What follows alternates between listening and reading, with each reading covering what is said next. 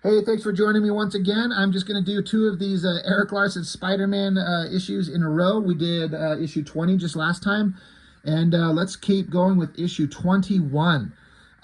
Cover can't help but have this grab your attention. I remember a lot of kids, a lot of fans, especially even these days, talking about it online at the time when they saw this, like, this fucked up version of Spider-Man. Everyone thought it was the coolest thing. It's so weird. Like, he's got like a cybernetic eye and a cybernetic arm, and his costume's all torn up. I feel like this was a little bit of Erik Larsen poking fun at kind of the popular shit at the time. Maybe like Cable and the Rob Liefeld type of nonsense, which was working really well. Like, that shit was selling and was mad popular. But it's a really interesting cover that really just kind of catches you and goes, what the hell is going on? So once again, we got Deathlok and Solo and a strange change in Spider-Man. So it's Revenge of the Sinister Six, Part 4. So let's just keep going. I'm kind of trying to read that.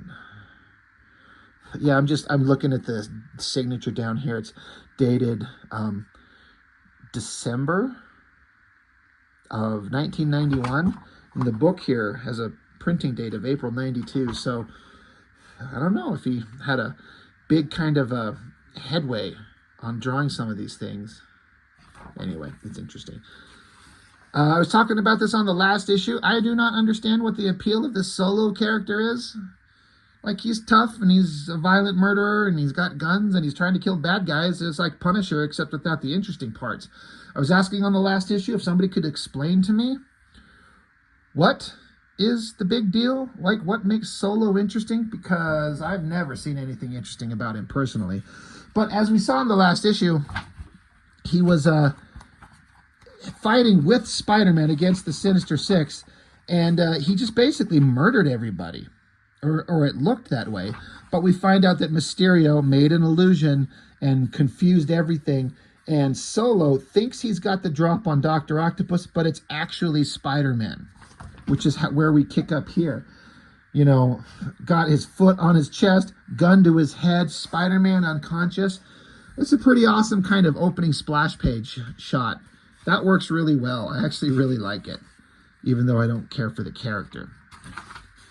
But from behind, somebody opens fire on Solo, and I guess he's lucky that all these bullets miss his head, unless he's got some kind of armor on his spandexy thing. But Solo's pissed off. Somebody's back shooting him, you know? So he fires back, but whoever's shooting at him is like hyper-precise targeting, because it shoots the gun out of his hands. So Solo dives out of the way. He's like, my Kevlar's holding, but I'm not in peak form. I'm out of major firepower. This guy's kicking my ass. He surprised me, so he's like, I gotta leave. I can't stay and fight. So again, he could teleport away. He introduced himself to Spider-Man in the last issue by teleporting. So again, where does Solo get the ability to teleport from? But then we get a silhouetted foot drop down by the unconscious Spider-Man. Who could this be? Well, it's the Cyborg X, I think it's called, I believe, that was introduced in the first issue of this storyline where Spider-Man and Ghost Rider were fighting this thing. And there he is. Now, is he good? Is he bad? Like, the implication is that he's a bad guy, and so now Spider-Man, once again, could be in danger. Cut back over to the Sinister Six, and they're getting ready to, they said in the last issue how they were going to go through this portal to an alternate dimension to get weapons. And so that's what they're about to do. But of course, they're all kind of fighting amongst each other. All the kind of underlings are like, we don't trust you, Octopus. You've betrayed us a million times. And he's like, you guys are a bunch of fucking idiots. If I wanted you dead, I could have done it a million times already. So Vulture's like, all right, that's fair, you know. All right, you know. So through the portal they go to get weapons. Cut to a scene of Mary Jane.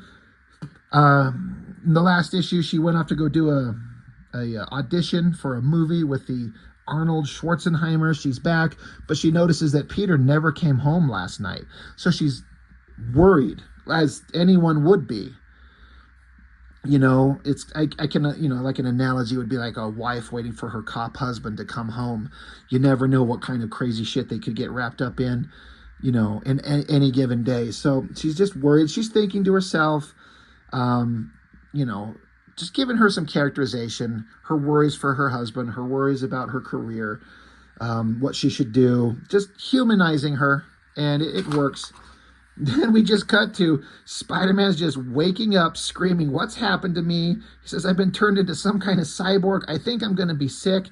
So that's a pretty awesome shot. It's very similar to the cover with the flexing arm. But, yeah, it just feels like Erik Larsen wanted to lean into the ridiculous design aesthetic of the 90s. And it looks ridiculous, but it also looks awesome. So, doing a quick kind of reread of these things, I remember flipping to this double-page spread and going, oh my God, there's long conversations. Look at all the explanations and text going on. It's all relatively interesting enough stuff, but it's also completely irrelevant to the plot. Really? Because this scientist guy, he's like, we're part of this government organization, Care Labs is what it's called. And they work on technological and cybernetic components. And he basically says this big robotic arm is acting as a cast to your fractured arm. It'll allow you to have full function and accelerate healing. And he's like, oh, Spider-Man. He's like, oh, okay, well, that makes me feel better. Thanks. And he's like, yeah, Cyborg X brought you in. And Spider-Man says, everybody's putting X's in their names these days. Okay, I'll bite. Who's Cyborg X? So he proceeds to explain in all this text of what that robot is and what they're doing. They're trying to make robotic machines, but they actually are not an evil organization for once. Basically, they're trying to do good. And he's, how the Cyborg X, his programming kind of glitched and he didn't see you as human and blah, blah, blah, blah, blah, blah, blah, blah, blah, blah, blah. But he's working to do kind of benevolent stuff for once. I'm like, okay, I'm on board with that. So Spider-Man gets up and, he's like, all right, I got to get going. I got to continue, chasing down the Sinister Six. And Spider-Man's like, he's talking about maybe he should find some other help, basically. So, it was a lot of explanation of stuff, and it wasn't boring or anything, but it was a lot of backstory for stuff that kind of doesn't really affect anything, really. But then we go and see Cyborg X being worked on by these guys, and you see that they're S.H.I.E.L.D. agents, and Dum Dum Dugan shows up from S.H.I.E.L.D. And they have a conversation back and forth, and how, it says here, Spider-Man says, it seems I owe an apology. I'm so used to supervillains being behind everything that my paranoia level is relatively high. So anyway, he basically thanks them for picking him up and taking care of him is basically what it comes down to. So then, awesome shot of Spider-Man in a very Erik Larsen pose with the contorting of the body, his leg up there behind him. It looks ridiculous and awesome at the same time. And man, I gotta shout out the coloring again. The color choices and the way that it is, the paper is making the coloring look. It all looks really good. It's just some of the best looking comics in terms of the coloring. I mean, I know that Erik Larsen's artwork is kind of hit and miss for a lot of people. The last one, the book 2, or rather part 2 of this, I had a couple people chime in saying that they hate Erik Larsen's Spider-Man, they hate his art. I get it. It's a unique thing, but I don't know. I wish that there was somebody with this kind of unique vibe drawing comics for the big companies anymore. You think about it, There's nobody at Marvel Comics, for example, that stands out artistically the way that McFarlane did, or Larson, or Liefeld. Like, all these guys have got weird, interesting, wacky, eccentric art styles that are exciting and awesome, and it doesn't seem to exist anymore. They need somebody to show up and just shake up the status quo and just blow people away. Anyway, Spider-Man's taken off, and he gets flagged down by Deathlok, who was introduced in the... God, I'm losing track. Was it here or was it in the last issue? It was in the last issue. But yeah, Deathlok's there, and Spider-Man, he recognizes him, but Spider-Man had met the previous version of Deathlok, not this one. So this version is like, I don't know what you're talking about, but anyway, hey, I know all these bad things are happening. I'm here to help. Deathlok basically explains his origin to Spider-Man, and how he's like, I want to help. I'm here to give you a hand. Let me help you. So Spider-Man's like, you know what?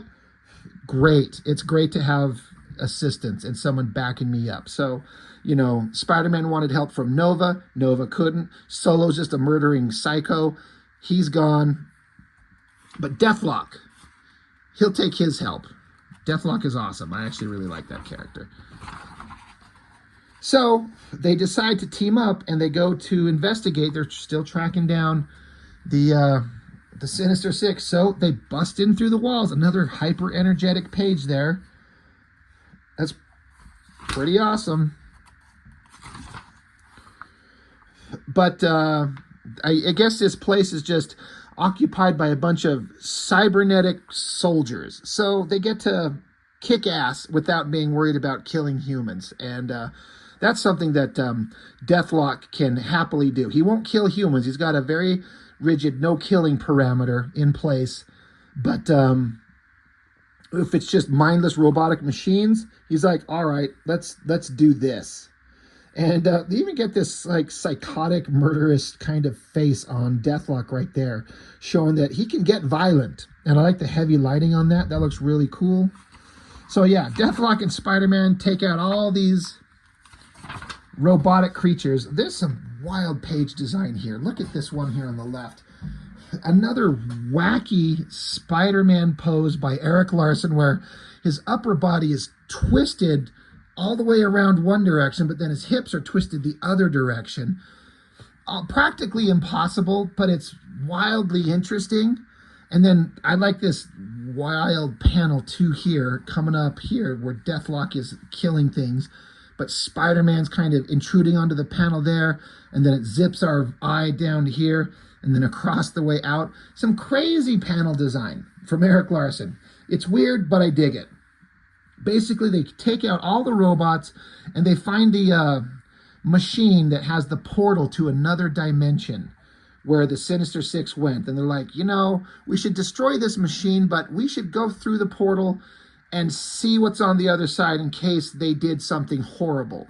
So they do, and this is something that on my first read, I kind of didn't, and when I say my first read, when I was a kid, way back in the day, I kind of didn't register this as any kind of a big deal, but they basically show that the Sinister Six went, because they said that they were going to go to another dimension to acquire different kinds of advanced weaponry. Like, okay, good idea. So Spider-Man and Deathlok show up on the other end of the portal in this other dimension, and it says here that there's a death toll of in excess of 143,000 people. Like 143,000 dead. And, you know, Spider-Man's like, this is not good. How could they do this? So, as far as I know, this is hand-waved away, never mentioned again. They did untold murder on this massive scale, and I don't think it's ever addressed again. And it's kind of like it's a comic book, but how do you have bad guys? You know, you don't usually see these villains in these Marvel comics murdering civilians. Definitely happens, but it's not really on this massive scale, but it is done on a huge scale here. But because they're aliens in another dimension, it's like it's useless cannon fodder. Who cares? But I feel like this should have stuck with somebody. You know, this is a major thing.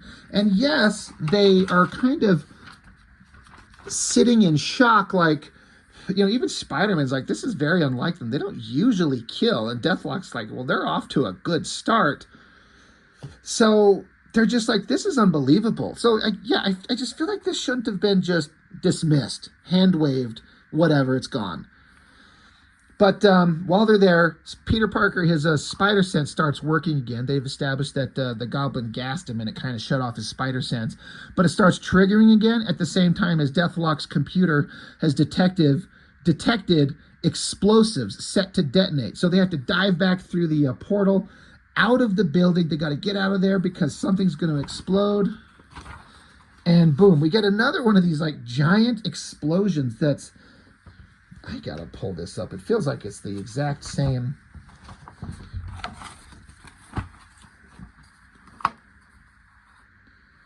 You know what? That's hilarious. It is the same explosion. It's the same fucking drawing.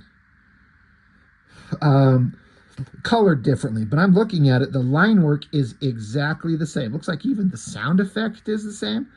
I guess I don't really care, except it's like the same kind of explosion 2 different times in 2 different issues. But it's just like copy pasted. That's funny. But, you know, for economic sake, like to get something done, why not just throw it in there again? It's just a building exploding. But yeah, that's the same damn drawing. That's funny. Anyway. They dive out of the way, fire and destruction. Like, holy shit, this sucks.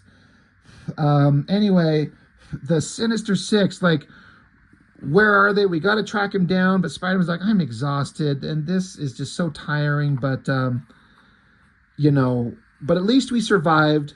Well, the Sinister Six aren't here. We need to go back to Care Labs, the place that was like the benevolent government agency. We got to get back to there. So, cut back to Spider-Man, Deathlok. They've made the trip there. Oh shit, the Sinister Six are here, and they've torn into the place. And it says death toll 47, wounded 162, estimated property damage in the millions. And they're like, holy shit, look at what they're doing. Spider-Man can't believe it. Deathlok's saying some of these people won't be waking up. So there's the Sinister Six, and they're all carrying like guns and weapons, shooting at things. So again, Erik Larsens trying to establish the Sinister Six as like a really big threat. And they could be, and they should be.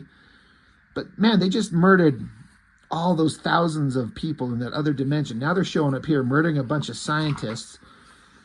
And they've got more robotic, like mindless robotic minions showing up. So, you know, they get to fighting. Deathlok charges at Electro, but Electro just hits him with a high bolt electric shock, which will screw up Deathlok. Spider-Man's punching some mindless machines. Getting tossed away. Again, his costume's getting shredded. Like, poor Spider-Man's having a rough go of it. Deathlok keeps beating the shit out of things. More explosions. Deathlok tumbles into a hole. And then this is another thing that when I kind of revisited this, I'm like, I forgot about this completely. I guess maybe this came from that alternate dimension. But the Sinister Six have this giant, like, alien spaceship. This giant thing just hovering over the city. And you can see they're going up through like a tractor beam inside the ship. So again, Larson's trying to establish this Sinister Six as like a seriously dangerous threat. This is like his... I think, as far as I know, this was his... No, I was going to say, what I was going to get at is that this is like his last hurrah at Marvel Comics, because he's going to draw Savage Dragon for Image right after this. And he's throwing everything in here, specifically including making the Sinister Six like this massively dangerous evil team. But I'm like, I forgot about this whole giant spaceship thing. I honestly don't remember if it's ever shown again. We'll find out in future issues, but... So, murdering people in other dimensions, giant ship over the city. Where the fuck are the Avengers and the X-Men? They would show up instantly for this. But, so Spider-Man tags it with the Spider Tracer. He goes on the search for Deathlok. But he can't find him. He's like, he's buried, or maybe they took him. It all happened so fast. So then it's a weird kind of like jump in time. Spider-Man goes from this scene to, we cut back to Mary Jane. She's back at the apartment. She hears a crash, and she goes into the bathroom, and Spider-Man had like crashed through the window onto the ground. He's just so exhausted from getting his ass beat. He's just lying here unconscious, and Mary Jane just freaking out for obvious reasons. And so it was just a weird little bit of, jump in time. He's, after this giant battle, but he's just made his way home, and he basically just falls unconscious because he's just feeling so terrible because, again, he got his ass beaten. So it's scary for his wife. That would suck. But anyway, that's the end of that one. So that is part 4 of Revenge of the Sinister Six. So I've said it before. This has been a lot of fun to go through. Erik Larsen at peak form. His writing, his penciling, his inking, his action, he's running through the Marvel Universe, having fun, and it works, and I enjoy it. So there's 2 more parts. We'll get to those in not too long and just kind of get past this series. But great stuff. The best thing, in my opinion, that Erik Larsen's ever done before he went and did Savage Dragon, which became one of my favorite comic books of all time. So that's it for now. Thanks for joining me, and I'll see you on the next one.